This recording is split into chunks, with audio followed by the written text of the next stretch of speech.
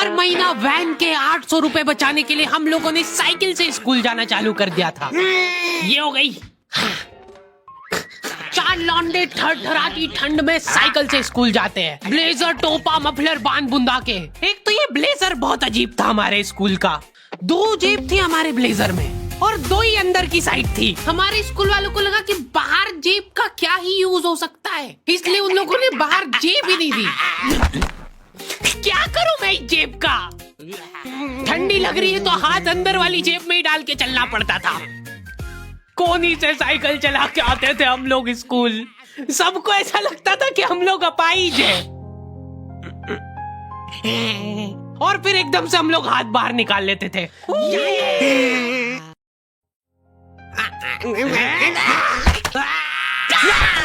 मजाक बना के रख दिया डिसेबिलिटी को।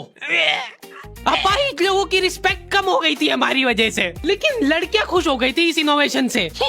उनको लगा था कि ब्रा का खर्चा नहीं करना पड़ेगा, अपना जो भी सामान है उसको एकदम जेंटली इन जेबों के अंदर प्लेस कर देंगे। लेकिन इसमें एक छोटी सी दिक्कत थी।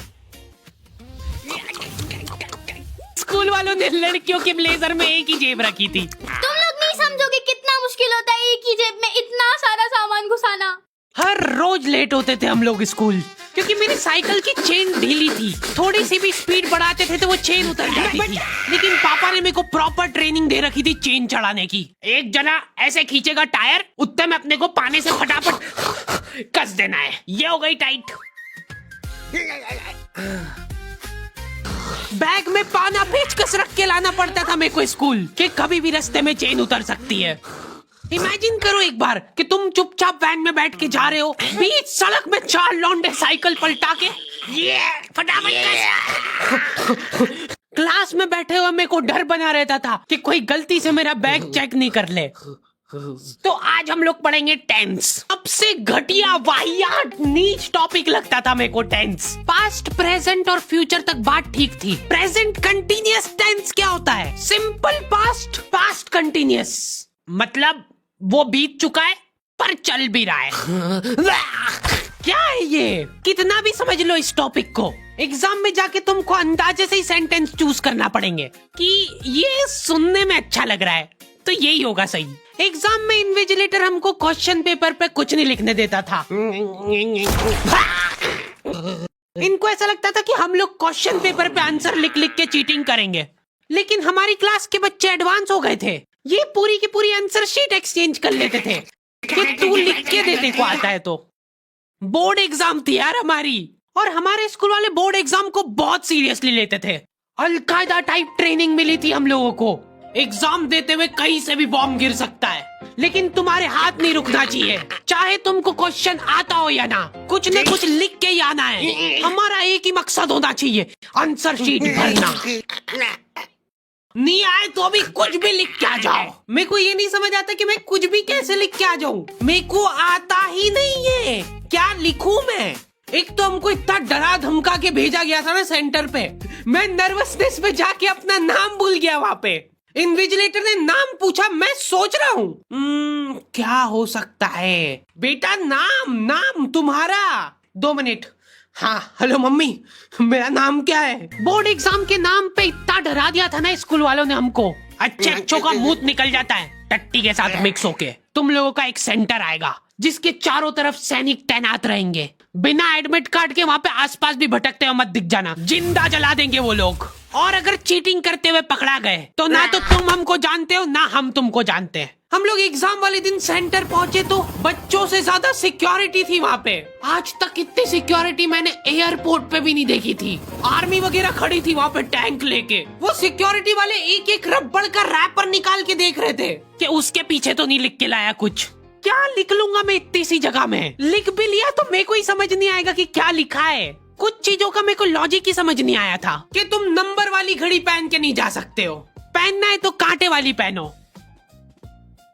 उनको शायद शक हो गया था कि ये सारे लोग एक साथ कोऑर्डिनेशन करके बम नहीं फोड़ दे। उधर एक बच्चे की घड़ी का अलार्म बज गया और वो बजता भी बॉम्ब के टाइमर जैसा है। अलकायदा जिंदाबाद। जिस पाउच में तुम सामान ला रहे हो वो भी ट्रांसपेरेंट होना चाहिए। मेरे बैग में से इनको पाने पेचकस मिले थे। क्या जवाब दूं मैं इसका कि क्या यूज में आते हैं ये? उनको वहाँ पे डेमो करके बताना पड़ा कि ये यूज में आता है ये सब आइटम।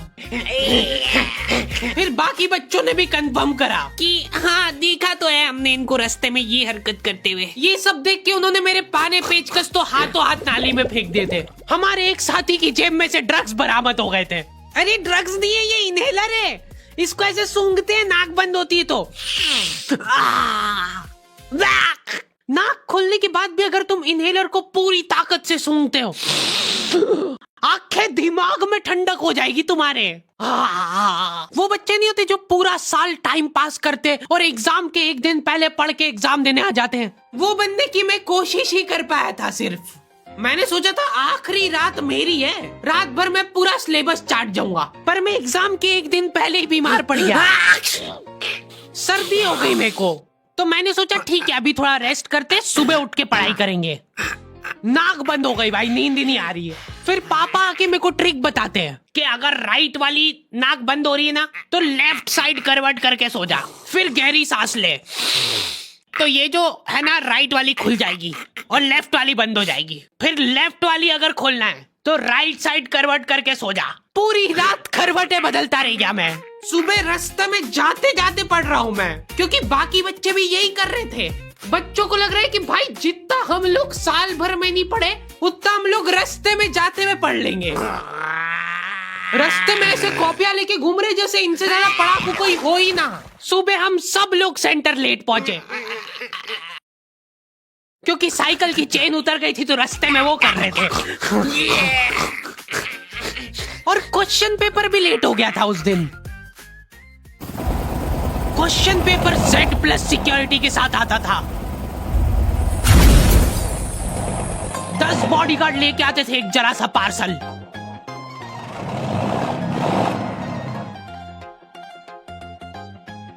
और फिर देने के बाद बोलते थे ये असली पार्सल नहीं है। असली नहीं है तो जोर से भी बोल सकते हो ये असली पार्सल नहीं है। ये लोग पता नहीं किसी को तो गुमराह करने की कोशिश कर रहे थे।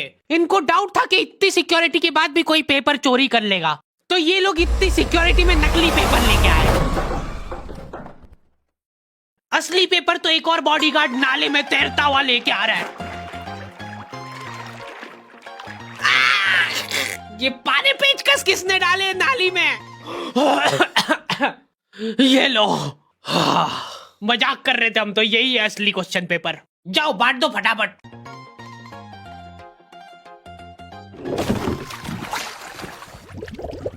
ये अपना आपस में एक दूसरे को गुमराह कर रहे थे।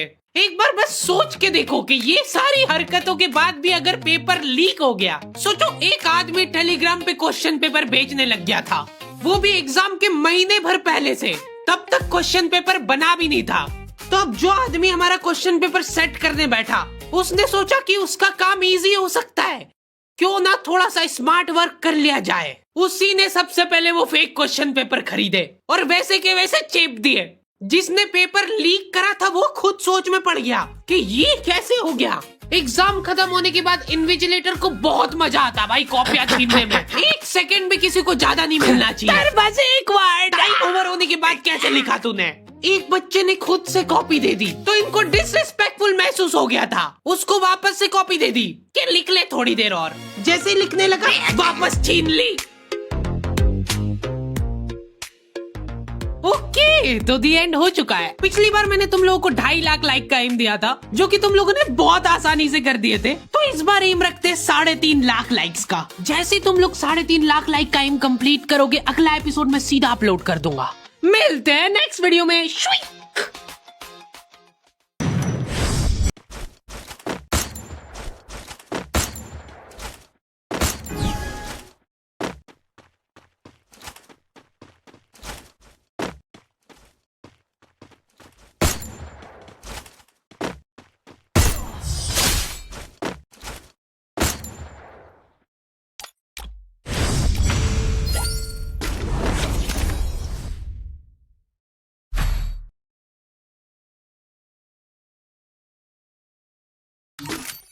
You